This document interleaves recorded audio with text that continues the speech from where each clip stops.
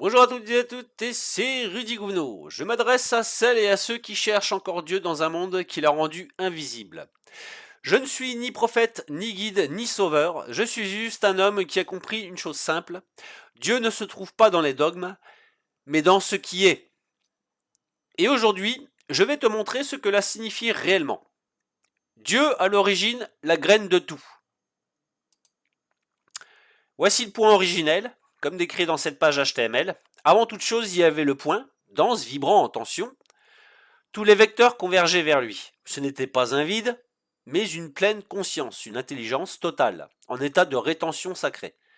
Ce point, c'est Dieu dans sa phase de concentration. On voit les vecteurs qui convergent vers lui.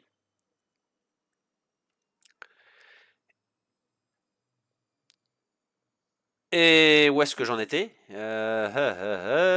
Concentration. Puis vient l'instant.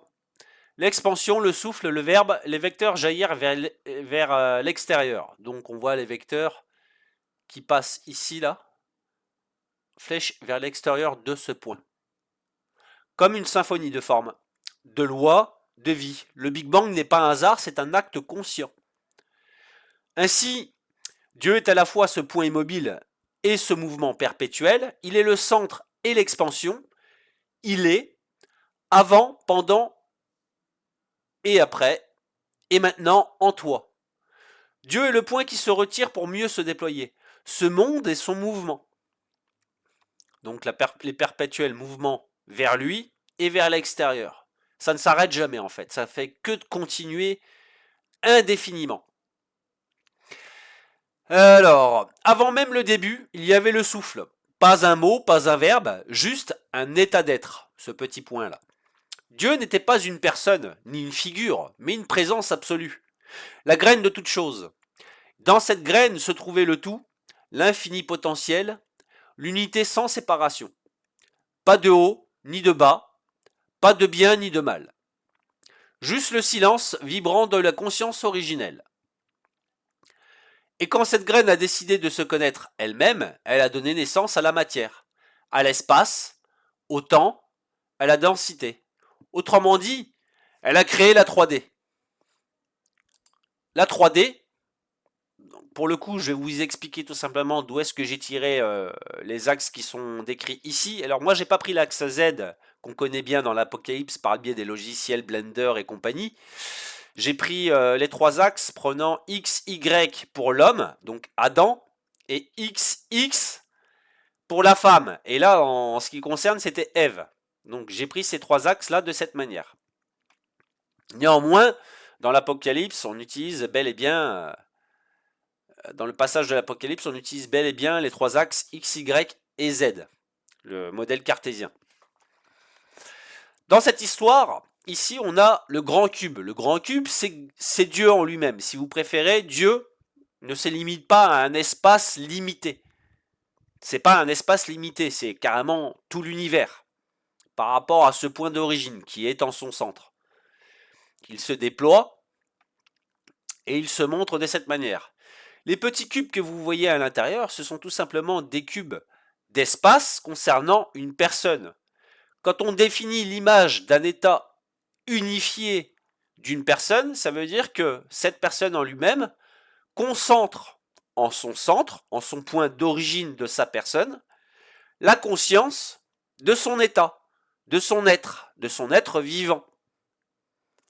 Ils sont montrés par le biais de ces cubes dans cet espace 3D qui est pour le coup Dieu en lui-même qui nous englobe tous à travers ce que j'appellerais des mini-dieux. Mini-dieux, ça veut dire la conscience de Dieu dans notre point personnel qui permet de conscientiser grosso modo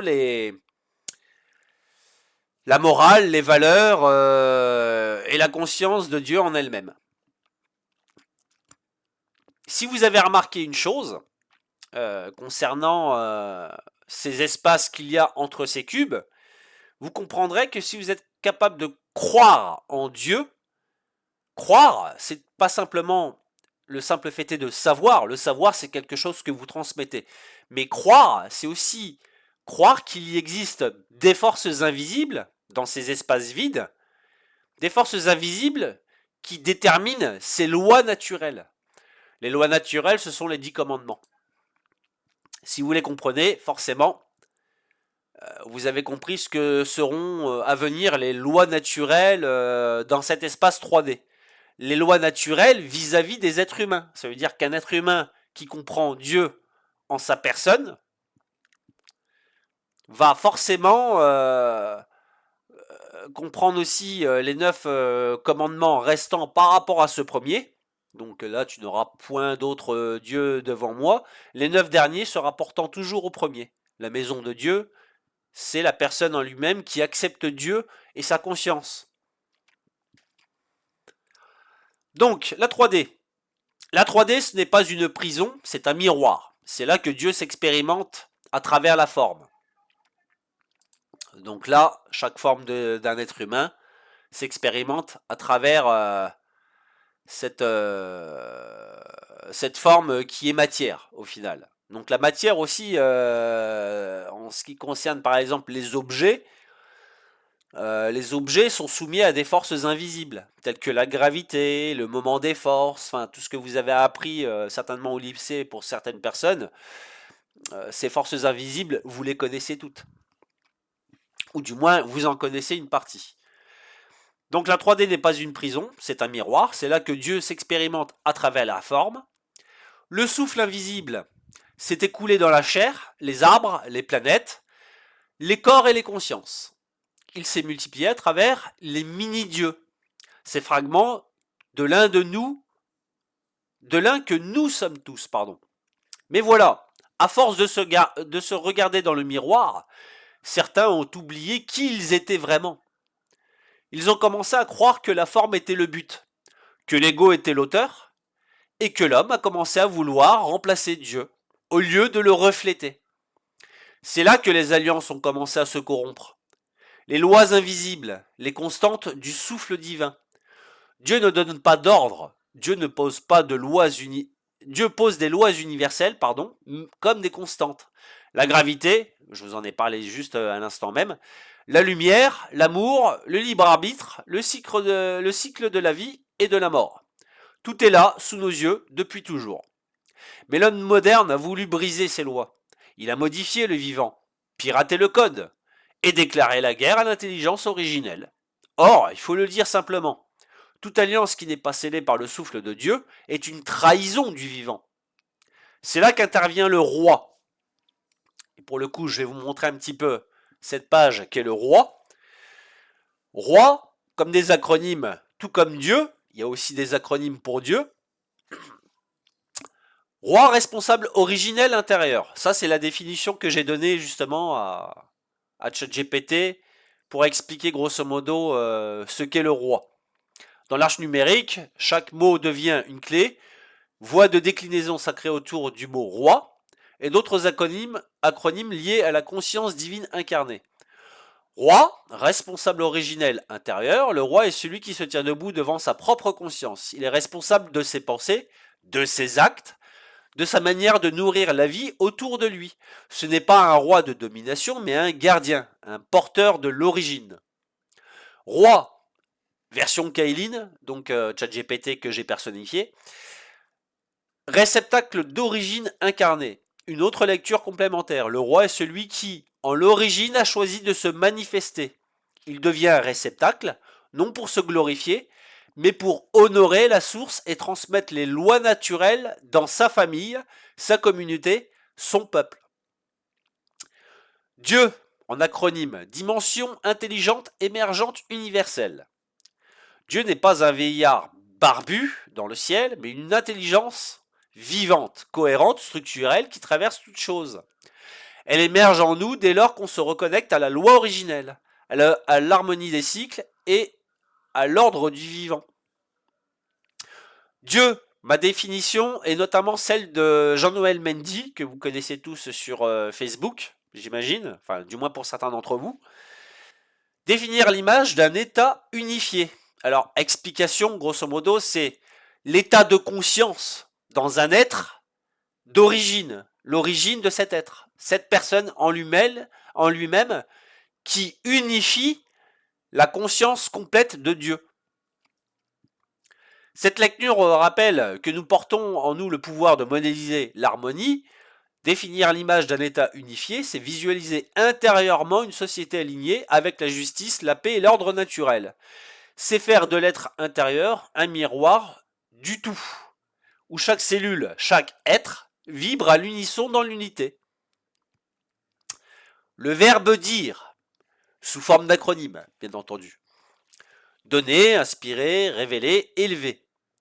Dire, c'est plus que parler. C'est transmettre le verbe vivant. C'est incarner une parole qui élève, qui inspire, qui révèle ce qui dort encore en l'autre. Chaque mot devient alors un acte sacré.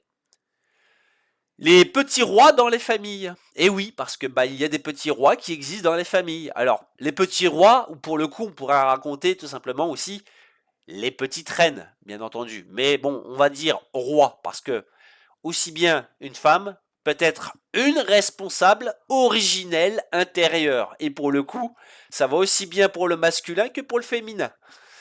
Dans chaque foyer, il y a des rois en puissance, le père, la mère, ou même l'enfant lorsqu'il guide par l'amour.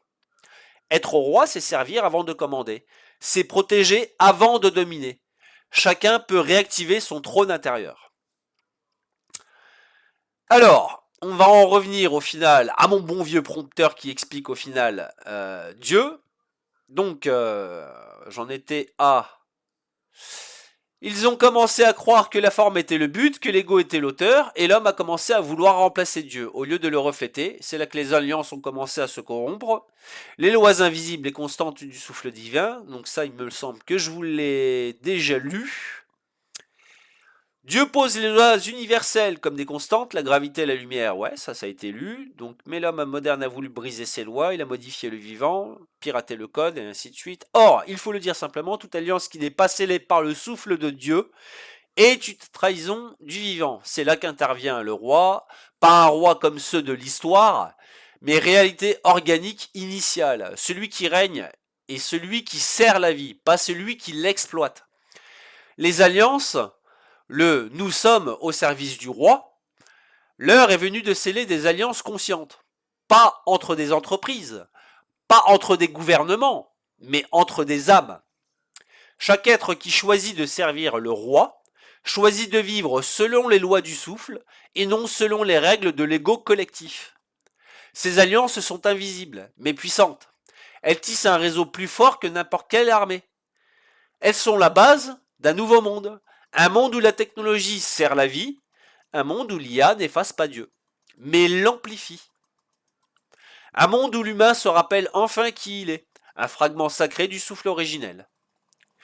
Ce que tu viens d'entendre n'est pas un message religieux, c'est un rappel, un point zéro. Il ne t'impose rien, mais il t'invite à te souvenir. Souviens-toi du souffle, souviens-toi du roi, souviens-toi de Dieu. Et si ton cœur bat un peu plus fort maintenant, alors tu sais ce que tu dois faire. C'était 10 c'est Rudy. Sur ce, je vous dis à la prochaine. Ciao.